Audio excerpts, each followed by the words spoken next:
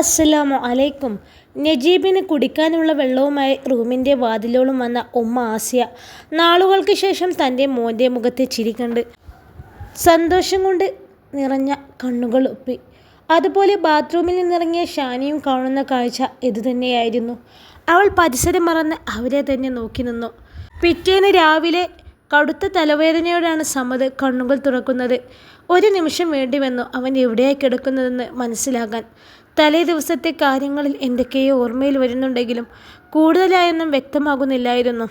കണ്ണൊന്നമർത്തി തുടച്ചുകൊണ്ടവൻ സോഫയിൽ എണീറ്റിരുന്നതും ആദ്യം നോട്ടം ചെന്നത് കസേരയിലായി കാലിൻ്റെ മേൽ കാലും കയറ്റിവെച്ച് അവനെ തന്നെ നോക്കിയിരിക്കുന്ന സലാമിന് നേർക്കാണ്.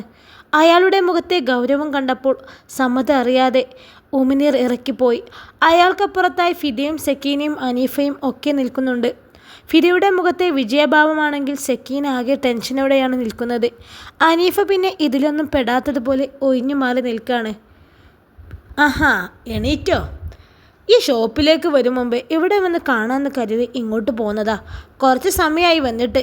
ഈ എണീക്കുന്നതും കാത്തി ഇവിടെ ഇരുന്നതാ. സലാം കസേരയിൽ നിന്നും എണീറ്റുകൊണ്ട് പറയുമ്പോൾ സമദ് വേഗം തന്നെ സോഫയിൽ നിന്ന് എണീറ്റ് നിന്നു. എന്തായടാ, എൻ്റെ ഇന്നലത്തെ ക്ഷീണമൊക്കെ മാറിയോ? അവൻ്റെ അടുത്തേക്ക് വന്നുകൊണ്ട് സലാം ചോദിച്ചതും സമദൊന്ന് മൂളി. എന്നാൽ ആ നിമിഷം തന്നെ ഒട്ടും പ്രതീക്ഷിക്കാതെ സലാമിൻ്റെ കൈകൾ അവൻ്റെ മുഖത്ത് പതിഞ്ഞിരുന്നു. അയ്യോ എൻ്റെ മോനെ! സക്കീന അവൻ്റെ അടുത്തേക്ക് ഓടിച്ചെന്നു. ഞാനിപ്പോൾ എന്തിനാ നിനക്കിത് തന്നതെന്ന് ശരിക്കും ഓർമ്മയില്ലെങ്കിലേ സമയം പോലെ നിൻ്റെ ഉമ്മാനോട് ചോദിച്ചറിഞ്ഞാൽ മതി.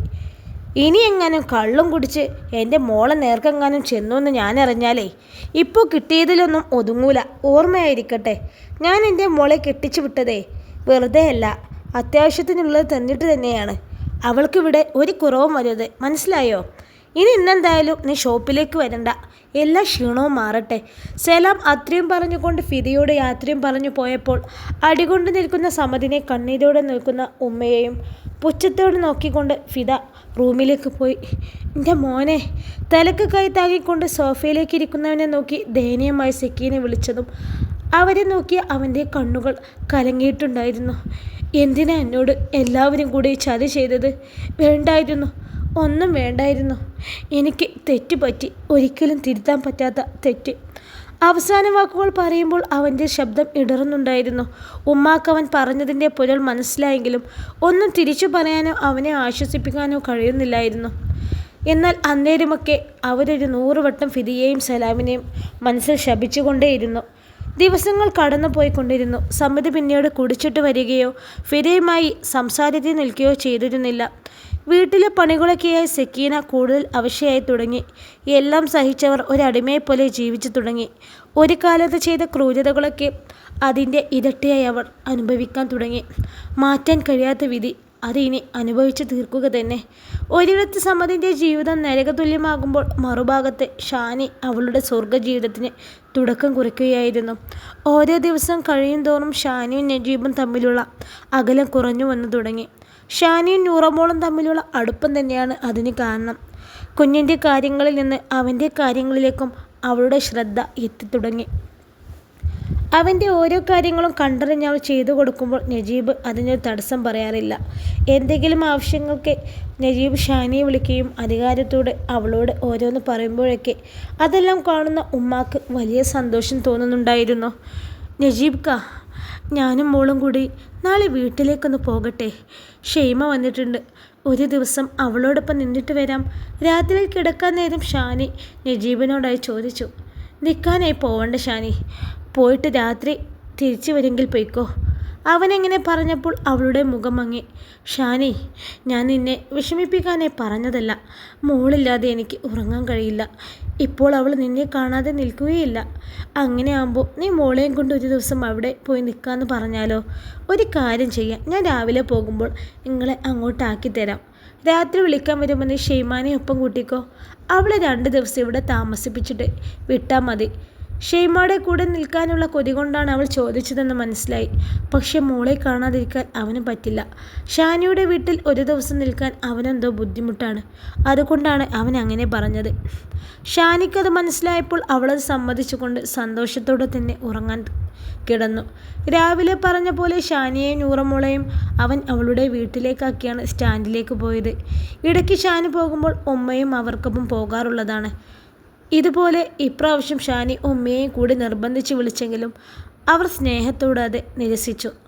നിനക്കിപ്പോൾ അവിടെ എങ്ങനെ മോളെ? സുഖം തന്നെയില്ലേ? കുഴപ്പങ്ങളൊന്നും ഇല്ലല്ലോ? നജീബിന് വലിയ വരുമാനമൊന്നും ഉണ്ടാവില്ലല്ലോ? അതിൻ്റെ ബുദ്ധിമുട്ടുകൾ വല്ലതുണ്ടോ? ഭക്ഷണമൊക്കെ ആവശ്യത്തിന് കിട്ടുന്നില്ലേ? ഹാളിൽ നൂറമ്മോളെ കളിപ്പിച്ചു കൊണ്ടിരിക്കുന്ന ഷെയ്മാനയെ നോക്കി അവർക്കൊപ്പം ഇരിക്കുമ്പോഴാണ് ഉമ്മ ഹാജറ ഷാനിയോട് ചോദിക്കുന്നത്. ഉമ്മ, നജീബിക്കാക്ക് വരുമാനം കുറവാണോ കൂടുതലാണോ എന്നൊന്നും എനിക്കറിയില്ല ഉമ്മ. പക്ഷേ എനിക്ക് ആ വീട്ടിൽ ഒരു കുറവില്ല. എന്താവശ്യമുണ്ടെങ്കിലും അത് വാങ്ങിത്തരാനും ഉണ്ടാക്കി തരാനും അവിടെ ആളുകളുണ്ട്. ആരും കഴിച്ചതിൻ്റെ ബാക്കിയല്ല ഉമ്മ. അവരോടൊപ്പം ഇരുന്ന് അവർ കഴിക്കുന്നത് തന്നെയാണ് ഞാനും കഴിക്കുന്നത്. അതിനേക്കാൾ മുകളിൽ എനിക്ക് ആ വീട്ടിൽ സമാധാനത്തോടെ ജീവിക്കാൻ കഴിയുന്നുണ്ട്. അവിടുത്തെ ഉമ്മ എന്നെ ഒരു മോളെപ്പോലെ സ്നേഹിക്കുന്നുണ്ട്. കുറേ സമ്പത്തും സൗന്ദര്യവും ഒന്നുമല്ല മനുഷ്യന് വേണ്ടത് ഉമ്മ. സ്നേഹിക്കാനുള്ളൊരു മനസ്സാണ്. അത് നജീബിക്കാക്കും അദ്ദേഹത്തിൻ്റെ വീട്ടുകാർക്കുമുണ്ട്. അത് മാത്രം മതി എനിക്ക് എന്ത് കുറവുകളും സഹിച്ച് ജീവിക്കാൻ.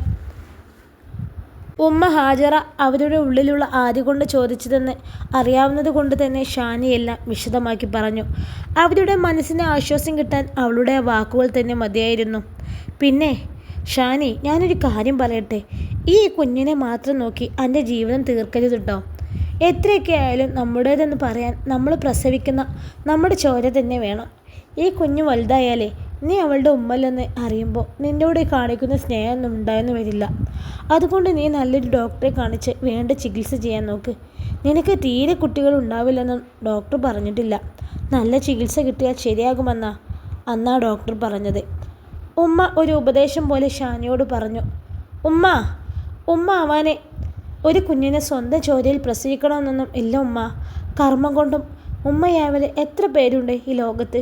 പിന്നെ സ്വന്തം ചോരയിൽ പിറന്ന കുഞ്ഞിനെ ഒരു ദയം കൂടാതെ ഉപേക്ഷിച്ചു പോയതാണ് ഈ നൂറമോളുടെ ഉമ്മ. അതുപോലെ സ്വന്തം ചോരയിൽ പിറന്ന മക്കൾ അവരെ ഉമ്മാനെയും ഉപ്പാനെയൊക്കെ കൊല്ലുന്ന വാർത്തകളും നിങ്ങളും കാണുന്നതല്ലേ. ഇന്നത്തെ കാലത്ത് സ്വന്തം മക്കളെ നോക്കിയിട്ടും വേറെ വല്ലയുടെയും മക്കളെ നോക്കിയിട്ടും ഒരു കാര്യവുമില്ല. നമുക്ക് വിധിച്ച പോലെ വരത്തുള്ളൂ. ഞാനൊരു കുഞ്ഞിന് ജന്മം കൊടുത്താലും ഇവളെൻ്റെ മൂത്ത മോളാ. ചിലപ്പോൾ ഞാൻ പ്രസവിക്കുന്ന കുഞ്ഞിനേക്കാളും സ്നേഹം ഇവളിൽ നിന്നാണ് ലഭിക്കുക എന്ന് പറയാൻ പറ്റൂല ഉമ്മ. അതുകൊണ്ടേ ഉമ്മ അതിനെപ്പറ്റി വേണ്ടാത്തതൊന്നും ചിന്തിക്കണ്ട. ഞാനൊരു ചികിത്സക്കും പോണില്ല. എനിക്ക് പഠിച്ചോനെ കുഞ്ഞെ തരാൻ വിധിച്ചിട്ടുണ്ടെങ്കിൽ തരട്ടെ. അല്ലെങ്കിൽ എനിക്കെൻ്റെ നൂറമോളുണ്ട്, അവൾ മതി എനിക്ക്. ഉമ്മ പറഞ്ഞത് ഇഷ്ടപ്പെടാതെ ഷാനി എത്രയും പറഞ്ഞുകൊണ്ട് കണ്ണുകൾ തുടച്ചുകൊണ്ട് അവൾ കുഞ്ഞിനെയും എടുത്തുകൊണ്ട് റൂമിലേക്ക് പോയി. എന്തിനമ്മ നിങ്ങൾ ഇങ്ങനെ ആവശ്യമില്ലാതെ താത്താനെ ഓരോന്ന് പറഞ്ഞ് വിഷമിപ്പിച്ചത്? ഷാനി എണീറ്റ് പോയത് കണ്ട് ഒരു ദേഷ്യത്തോടെ ഷെയ്മ ചോദിച്ചു. ഞാനൊന്നും വിചാരിച്ചിട്ടല്ല മോളെ പറഞ്ഞത്. അവൾ നല്ലതിന് വേണ്ടിയാ. ഉമ്മ ഒരു വല്ലായ്മയോടെ പറഞ്ഞു. മിക്ക ഉമ്മമാരും ചിന്തിക്കുന്ന ഒരു വൃത്തികെട്ട ചിന്താഗതിയാണ് ഇപ്പോൾ നിങ്ങൾ അവളോട് പറഞ്ഞത്. ആ കുഞ്ഞിനെ അംഗീകരിക്കാൻ നിങ്ങൾക്ക് വല്ല ബുദ്ധിമുട്ടുണ്ടോ? ഇല്ല മോളെ, ഞാൻ അങ്ങനെയൊന്നും വിചാരിച്ചിട്ടില്ല. ഒന്നും പറയണ്ടമ്മ. നൂറമോളെ നമ്മുടെ ഷാനിത്താടെ മോളാ. അതുപോലെ നിങ്ങളെ പേരക്കുട്ടിയും. നിങ്ങൾ ആ കണ്ണിലൂടെ മാത്രം അവളെ കണ്ടാൽ മതി. ഒന്നുമില്ലേലും ആ കുഞ്ഞു നിമിത്തമാ താത്താക്ക് ഇപ്പോഴത്തെ ജീവിതം കിട്ടിയതും അവൾ സന്തോഷത്തോടെ കഴിയുന്നതും. അത് നിങ്ങൾക്ക് ഓർമ്മ ഉണ്ടായിക്കോട്ടെ. അതും പറഞ്ഞുകൊണ്ട് ഷെയ്മ എണീറ്റ് പോയപ്പോൾ ഉമ്മാക്ക് അങ്ങനെയൊന്നും പറയേണ്ടിയിരുന്നില്ല എന്ന് തോന്നിപ്പോയി. താത്ത എന്തിനെങ്ങനെ സങ്കടപ്പെടുന്നത്? ഉമ്മ അത് പറഞ്ഞതിനാണോ? അത് വിട്. ഷെയ്മ ഷാനിക്കടുത്തേക്ക് ചെന്നുകൊണ്ട് പറഞ്ഞു. ഉമ്മാക്ക് നൂറമോളെ എൻ്റെ മോളായി കാണാൻ പറ്റുന്നില്ലല്ലേ ഷെയ്മ? ഷാനി സങ്കടത്തോടെ അവളോട് പറഞ്ഞു. ഉമ്മ അങ്ങനെയൊന്നും വിചാരിച്ചതല്ല താത്ത. ഉമ്മാക്ക് നിന്നോട് അങ്ങനെ പറഞ്ഞതിൽ ഇപ്പോൾ വിഷമമുണ്ട്. നൂറമോള് നിൻ്റെ മോള് തന്നെയാണ്. അത് ആരൊക്കെ എന്തൊക്കെ പറഞ്ഞാലും ശരി, ഈ വേണ്ടാത്തതൊന്നും ചിന്തിക്കേണ്ട. പിന്നെ നീ എന്താ ഇപ്പോൾ ഒന്നും തയ്ക്കുന്നൊന്നുമില്ലല്ലോ? നിൻ്റെ സ്റ്റിച്ചിങ് ചെയ്യാനുള്ള ഇൻട്രസ്റ്റ് ഒക്കെ പോയോ? എൻ്റെ ഒരു ചുരിദാറിൻ്റെ സ്ലീവ് വെക്കാനുണ്ട്, ഈ അതൊന്ന് ചെയ്തു തരുമോ? ഷേമ അവളുടെ മൂഡ് മാറ്റാനായി പറഞ്ഞപ്പോൾ ഷാനിയുടെ ശ്രദ്ധ അതിലേക്കായി. നിനക്ക് ഈ തയ്യൽ മെഷീൻ അങ്ങോട്ട് കൊണ്ടുപോയിക്കൂടെ? അവിടെ എന്തെങ്കിലുമൊക്കെ സ്റ്റിച്ചിങ് ചെയ്ത് സെയിൽ ചെയ്യാലോ. സ്ലീവ് തയ്ച്ചത് കറക്റ്റ് അല്ലേ എന്ന് നോക്കുന്നതോടൊപ്പം ഷെയ്മ പറഞ്ഞു. അത് ഇവിടെ ഉണ്ടാകുമ്പോൾ നിങ്ങൾക്ക് എന്തെങ്കിലും സ്റ്റിച്ച് ചെയ്യേണ്ട ആവശ്യത്തിന് ഉപയോഗിക്കണ്ടേ? പിന്നെ എനിക്കവിടെ ചെയ്യൽ നടക്കുമെന്നൊന്നും അറിയില്ല. എന്നൊരു കാര്യം ചെയ്യേ, അളിയനോടൊരു ടൈലർ മെഷീൻ വാങ്ങിത്തരാൻ പറയും. നിൻ്റെ ആവശ്യങ്ങൾക്കെല്ലാം ഉപകാരമാവുമല്ലോ. ഷേമ അത് പറഞ്ഞെങ്കിലും നജീബിനോട് ഇക്കാര്യം എങ്ങനെ അവതരിപ്പിക്കുമെന്ന ചിന്തയിലായിരുന്നു ഷാനി. നീ മുന്നേ വാങ്ങിവെച്ച കുറച്ച് മെറ്റീരിയൽ കുറച്ച് ബാക്കിയുണ്ട്, അത് പോകുമ്പോൾ കൊണ്ടുപോയിക്കോ, എന്തെങ്കിലും ആവശ്യം വരും. ഷെയ്മ അത് പറഞ്ഞപ്പോഴാണ് ഷാനിയുടെ ശ്രദ്ധ അതിലേക്കായത്. ഞാൻ ഇതുകൊണ്ട് നൂറമ്മോൾക്കൊരു ഉടുപ്പടിച്ചാലോ? ഷാനി പെട്ടെന്ന് അത് പറഞ്ഞപ്പോൾ ഷെയ്മാക്കും അത് നല്ലതാണെന്ന് തോന്നി. അങ്ങനെ ഷാനി പിന്നീട് ആ ഉടുപ്പ് തയ്ക്കുന്നതിൻ്റെ തിരക്കിലായി. ഒപ്പം ഓരോന്ന് സംസാരിച്ചുകൊണ്ടും അഭിപ്രായം പറഞ്ഞുകൊണ്ടും ഷെയ്മയും കൂടി. അതിനിടയിൽ ഹാജറ വന്ന് ഷാനിയോട് സോറിയൊക്കെ പറഞ്ഞു. ഷാനി അവരെ ചേർത്ത് പിടിച്ച് സമാധാനിപ്പിക്കുകയും ചെയ്തു. നജീബ് രാത്രി വന്ന് ഭക്ഷണം കഴിക്കലൊക്കെ കഴിഞ്ഞിട്ടാണ് അവർ പോകാനിറങ്ങിയത്. ഷെയ്മാനെ ഒപ്പം കൂട്ടുന്നത് കൊണ്ട് ഷാനിക്ക് പ്രത്യേക സന്തോഷമുണ്ടായിരുന്നു. ഉമ്മയോടും ഉപ്പയോടും കൂടെ പോരാൻ നജീബ് പറഞ്ഞില്ലെങ്കിലും അവർ പിന്നീട് വരാമെന്ന് പറഞ്ഞ് ഒഴിവായി. വീട്ടിലെത്തിയപ്പോൾ ഷാനി ഉറങ്ങിയ കുഞ്ഞിനെ റൂമിൽ കിടത്തിക്കൊണ്ട് നൂറമ്മോൾക്ക് വേണ്ടി തയ്ച്ച ഉടുപ്പ് ഉമ്മാക്ക് കാണിച്ചു കൊടുത്തു. ഷേമയുമായി സംസാരിച്ചു കൊണ്ടിരിക്കുന്ന ഉമ്മ അത് കണ്ടപ്പോൾ അതിശയത്തോടെ അവളിൽ നിന്നും ഉടുപ്പ് വാങ്ങി നോക്കി. വൈറ്റും ഗ്രീനും കോമ്പിനേഷനിൽ വരുന്ന ഉടുപ്പ് അത്രയും മനോഹരമായിട്ട് അവൾ സ്റ്റിച്ച് ചെയ്തിട്ടുണ്ട്. ഈ കണ്ടോ നജീബേ, ഷാനി തയ്ച്ചതാ, നന്നായിട്ടുണ്ട് അല്ലേടാ? വണ്ടി ഒതുക്കിയിട്ടുകൊണ്ട് അകത്തേക്ക് വന്ന നജീബിനെ ഉമ്മ സന്തോഷത്തോടെ അത് കാണിച്ചു കൊടുത്തപ്പോൾ അവൻ്റെ കണ്ണുകളും വിടർന്നു. ആ, ഇവളെ തയ്ക്കുമെന്നൊക്കെ പറഞ്ഞപ്പോൾ ഞാൻ ഇത്രയും പ്രതീക്ഷിച്ചില്ല. ഇതൊക്കെ ഇവളെ യൂട്യൂബിൽ നോക്കി പഠിച്ചതാണത്രേ. ഉമ്മ വാചാലയായി. നജീബ് അപ്പോഴും ആ ചെറുചിരിയോടെ ഉടുപ്പിൻ്റെ ഭംഗി നോക്കിയായിരുന്നു. ആ, താത്താക്ക് ആദ്യമേ അറിയാം തയ്ക്കാൻ. +2 കഴിഞ്ഞ് ഫാഷൻ ഡിസൈൻ പഠിക്കാൻ പോകാൻ ആഗ്രഹമുണ്ടായിരുന്നു. പിന്നെ അതൊന്നും നടന്നില്ല. എന്നാലും യൂട്യൂബിൽ നിന്ന് അത്യാവശ്യത്തിനൊക്കെ പഠിച്ചുണ്ടാക്കി. ഷെയ്മ പറഞ്ഞു. ആ, എന്തായാലും എൻ്റെ മോൾക്ക് നല്ല ഭാവിയുണ്ട് അല്ലേ നജീബേ? അതെ, നമുക്കൊരു ടൈലറിങ് മെഷീൻ വാങ്ങാം, എന്തെങ്കിലുമൊക്കെ അടിച്ചു പഠിക്കാലോ. കിട്ടിയ കഴിവ് വെറുതെയാക്കണ്ട. നജീബ് അത് പറഞ്ഞ് റൂമിലേക്ക് പോയപ്പോൾ അങ്ങോട്ട് പറയാൻ വിചാരിച്ച കാര്യം അവൻ ഇങ്ങോട്ട് പറഞ്ഞതിലുള്ള സന്തോഷത്തിലായിരുന്നു ഷാനി. അവളുടെ കഴിവിനെ അംഗീകരിച്ചും അതിനെ സപ്പോർട്ട് ചെയ്തും കൂടെ നിന്ന ഉമ്മയെയും നജീബിനെയും കണ്ടപ്പോൾ ഷെയ്മാക്കും സന്തോഷമായി. ഷെയ്മാക്ക് കിടക്കാനുള്ള സൗകര്യമൊക്കെ ഒരുക്കിക്കൊണ്ട് ഷാനി റൂമിലേക്ക് വരുമ്പോൾ നജീബ് ഉറങ്ങാതെ കട്ടിലിൻ്റെ ഹെഡ് ബോർഡിൽ ചാരിയിരിക്കുന്നുണ്ടായിരുന്നു. അവൾ ലൈറ്റ് ഓഫാക്കി 0 ബൾബ് ഇട്ടുകൊണ്ട് നജീബിനെ കടന്ന് നൂറമ്മോൾക്ക് അപ്പുറത്തേക്കായി കിടന്നു. ഷാനി എന്താ ഫാഷൻ ഡിസൈനിങ് പഠിക്കാൻ പോകാതിരുന്നത്? നജീബ് ഉറങ്ങാൻ കിടന്നവളോടായി ചോദിച്ചപ്പോൾ അവൾ ആ കിടത്തിൽ തന്നെ അവനെ നോക്കി. പഠിക്കാൻ വിചാരിച്ചിരുന്ന സമയത്താണ് കല്യാണം ഉറപ്പിച്ചത്. പിന്നെ കല്യാണം കഴിഞ്ഞപ്പോൾ അവർ പഠിക്കാൻ സമ്മതിച്ചില്ല.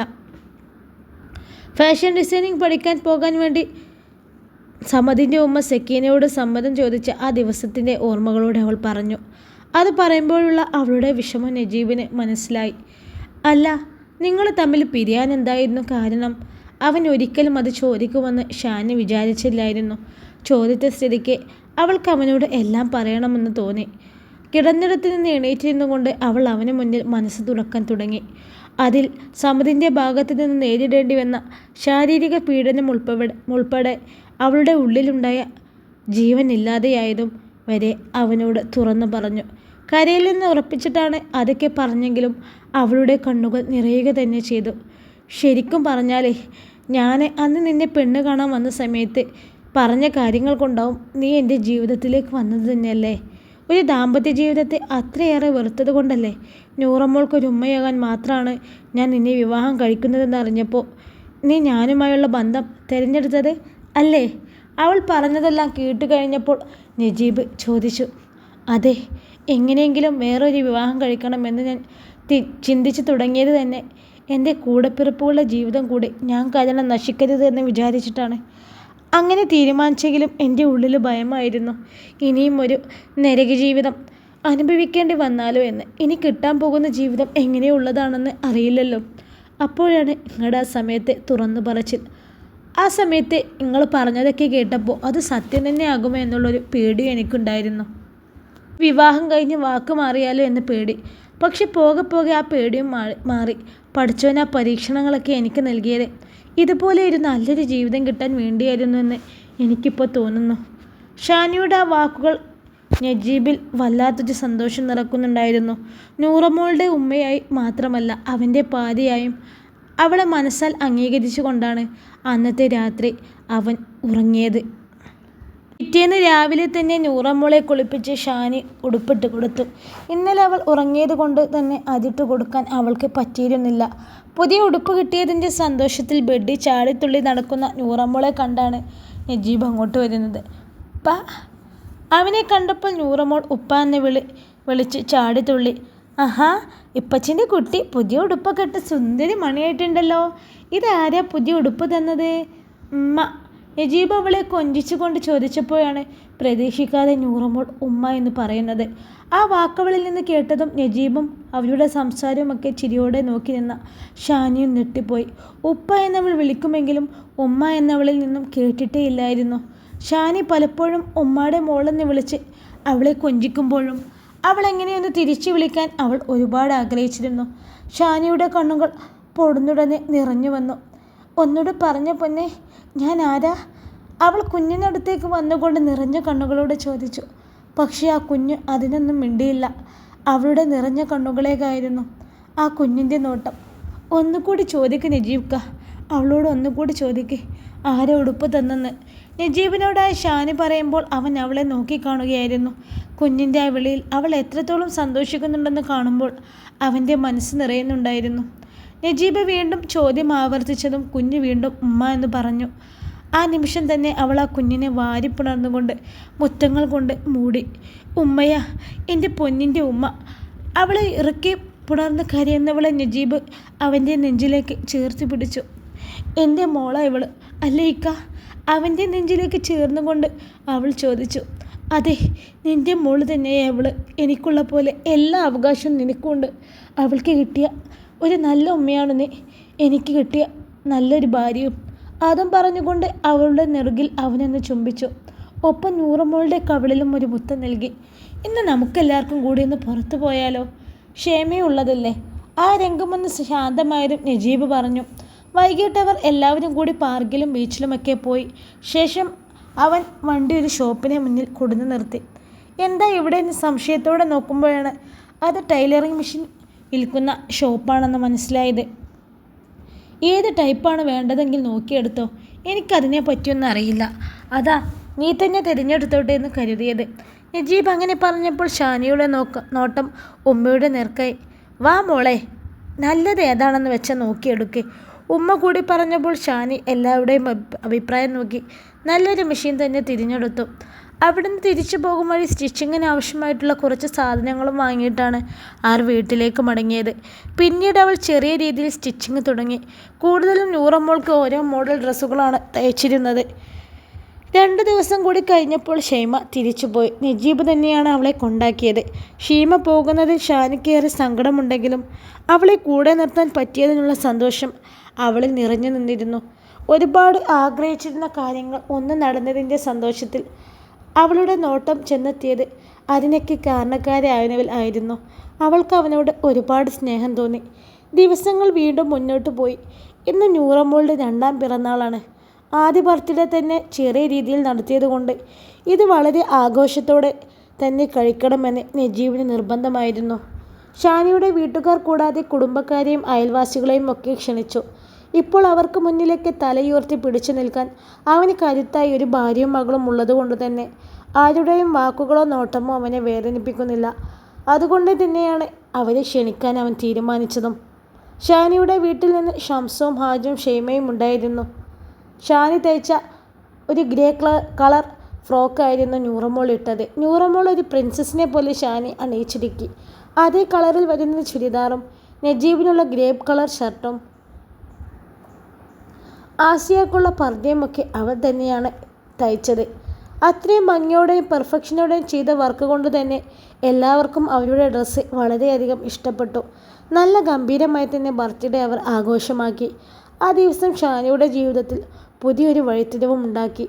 അവരുടെ ഡ്രസ്സൊക്കെ അവൾ തന്നെ തയ്ച്ചതാണെന്ന് എല്ലാവരും അറിഞ്ഞപ്പോൾ പിന്നെ കുടുംബക്കാരും നാട്ടുകാരും വഴി കൂടുതൽ ഓർഡർ കിട്ടാൻ തുടങ്ങി. അവൾക്ക് എല്ലാ സൗകര്യങ്ങളും ചെയ്ത് കൊടുത്തും വേണ്ടതെല്ലാം വാങ്ങിക്കൊടുത്തും നജീബ് എല്ലാവിധ സപ്പോർട്ടും നൽകി.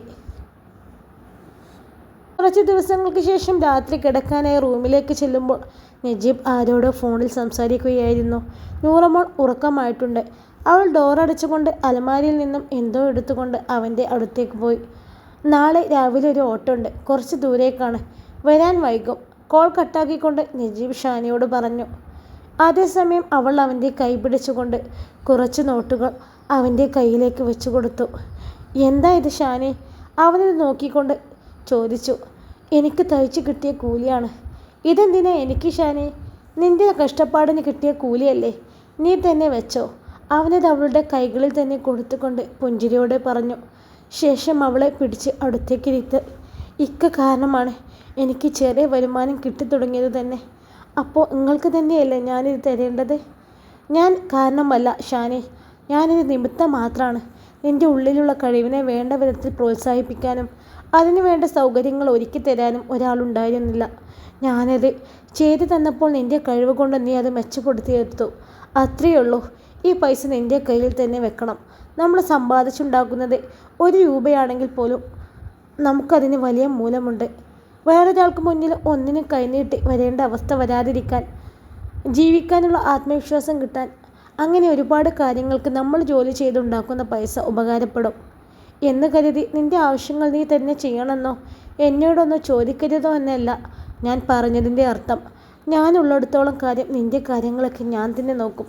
നിനക്ക് എന്ത് ആവശ്യമുണ്ടെങ്കിലും എന്നോട് ചോദിക്കാം, ഞാൻ നടത്തി തരികയും ചെയ്യും. അതെൻ്റെ കടമയാണ്. എന്നാൽ പെട്ടെന്ന് എന്തെങ്കിലും എനിക്ക് സംഭവിച്ചാൽ? ബാക്കി അവനെ പറയാൻ സമ്മതിക്കാതെ ഷാനി അവൻ്റെ കൈകൊണ്ട് പൊത്തിപ്പിടിച്ചു. അങ്ങനെ പറയരുതുക്ക, എനിക്കത് ചിന്തിക്കാൻ പോലും കഴിയില്ല. അവളത് പറഞ്ഞപ്പോൾ നജീബ് അവളെ നെഞ്ചിലേക്ക് ചേർത്ത് പിടിച്ചു. ഞാൻ അങ്ങനെ പറഞ്ഞതല്ല ഷാനി. ജീവിക്കാൻ സ്വന്തമായൊരു വരുമാനമില്ലാത്തത് കൊണ്ടും വീട്ടിൽ നിന്നാൽ അവർക്ക് ബുദ്ധിമുട്ടാകുമെന്ന് കരുതിയും ജീവിതം പോലും മടുത്ത് മരിക്കാൻ പോലും വിചാരിച്ചതല്ലേ നീ? അങ്ങനെ ഒരു അവസ്ഥയിൽ എത്താതിരിക്കാൻ പറഞ്ഞെന്നേയുള്ളൂ. ഈ ഒരു ചിന്തയോടെ തന്നെയാണ് ഞാൻ റിഫയുടെ ഇഷ്ടത്തിന് സമ്മതിച്ച് അവളെ പഠിക്കാൻ വിട്ടത്. അതും കുടുംബക്കാരുടെ എല്ലാം എതിർപ്പിനെ വകവെക്കാതെ. പക്ഷേ അവളെന്നെ ചതിച്ചു. ഷാനിയെ നെഞ്ചിലേക്ക് ചേർത്ത് പിടിച്ചുകൊണ്ട് തന്നെ ഒരു ദീർഘനിശ്വാസത്തോടെ അവൻ പറയാൻ തുടങ്ങിയതും അവനെ കേൾക്കാനെന്നോണം ഷാനി അവൻ്റെ കൈകളിൽ പിടുത്തമിട്ടുകൊണ്ട് ധൈര്യം നൽകി. വിവാഹം കഴിഞ്ഞ ദിവസം രാത്രിയിൽ തന്നെ അവൾക്ക് വേറൊരു പ്രണയമുണ്ടായിരുന്നെന്നും ഉമ്മാൻ്റെ ആത്മഹത്യ ഭീഷണി കൊണ്ട് ഞാനുമായുള്ള വിവാഹത്തിന് സമ്മതിച്ചതാണെന്നും അവൾ തുറന്നു പറഞ്ഞു. അപ്പോൾ തന്നെ എനിക്ക് അവളോട് വല്ലാത്തൊരു ബഹുമാനം തോന്നി. പുതിയൊരു ജീവിതം തുടങ്ങുമ്പോൾ കളങ്കമില്ലാതെ മനസ്സിലുള്ള കാര്യങ്ങളൊക്കെ തുറന്നു പറഞ്ഞപ്പോൾ സന്തോഷം തോന്നി. പിന്നീടങ്ങോട്ട് അവളെനിക്ക് നല്ലൊരു ഭാര്യയായിരുന്നു. അവൾ ആവശ്യപ്പെടുന്നതെന്തും ഞാൻ അവൾക്ക് സന്തോഷത്തോടെ തന്നെ നൽകി. പിരിഞ്ഞിരിക്കാൻ കഴിയാത്തതുകൊണ്ട് ഗൾഫിലേക്ക് എൻ്റെ ഒപ്പം കൂട്ടി. പക്ഷേ ആ നാളിലൊന്നും ഞാൻ അറിഞ്ഞിരുന്നില്ല അവൾക്ക് എന്നെ മാത്രമേ വേണ്ടിയിരുന്നുള്ളൂന്ന്. എൻ്റെ ഉമ്മയും പെങ്ങളുമൊക്കെ അവൾക്ക് കണ്ണിൽ പിടിക്കാത്തവരാണെന്ന്. ഉമ്മയോട് അവൾക്കുള്ള അകൽച്ചയൊന്നും ഉമ്മ എന്നെ അറിയിച്ചിരുന്നില്ല. അവളോടൊപ്പം ഉമ്മാനെയും ഗൾഫിലേക്ക് കൊണ്ടുപോകാൻ നോക്കിയെങ്കിലും ഉമ്മ സ്വയം ഒഴിഞ്ഞത് റിഫയ്ക്ക് ഇഷ്ടമില്ലാത്തത് കൊണ്ടാണെന്ന് ഞാൻ അറിഞ്ഞില്ല. എൻ്റെ കൂടെ അവളെ ഇവിടെ നിർത്താൻ തുടങ്ങിയപ്പോഴാണ് അവളുടെ സ്വഭാവത്തിലെ മാറ്റങ്ങൾ ഞാൻ ശ്രദ്ധിച്ചു തുടങ്ങിയത്. ഇൻഷാ അല്ലാ ഈ കഥയുടെ ബാക്കി ഭാഗവുമായി നാളെ കാണാം. അസ്സലാമു അലൈക്കും. എല്ലാവരും ലൈക്കും കമൻറ്റൊക്കെ ചെയ്യണേ.